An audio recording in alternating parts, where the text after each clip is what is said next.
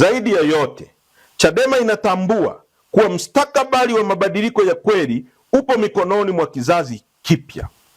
Hivyo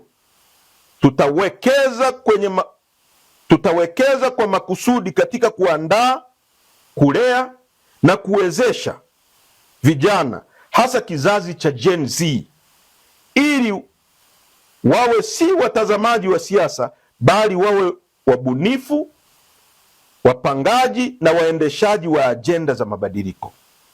Hiki ni kizazi kilichokulia katika dunia ya kidigitali, chenye ufahamu mpana wa haki, chenye ujasiri wa kuuliza maswali magumu na kisichokubali tena siasa za mazoea. Chadema itaendelea kuwajengea vijana hawa misingi ya uongozi unaochanganya maadili, maarifa, ubunifu, ili wabebe bendera ya mabadiliko kwa ujasiri na maarifa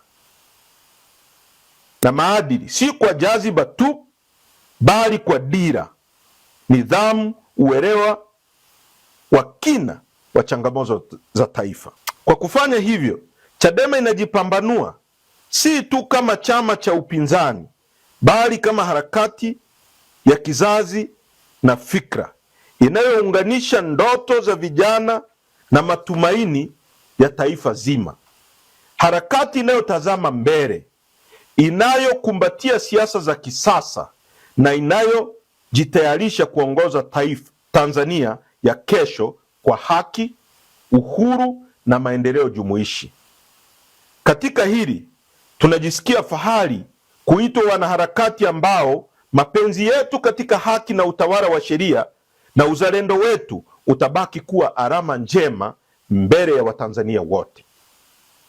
Namba 9, wito wa kitaifa. Watanzania wenzangu, tunawaalika Watanzania wote bila kujali itikadi, vyama au misimamo ya kisiasa kusimama pamoja katika mapambano ya kizazi chetu, kudai haki sio na upendeleo, uhuru sio na hofu, na katiba inayotokana na ridhaa ya wananchi sio matakwa ya wachache.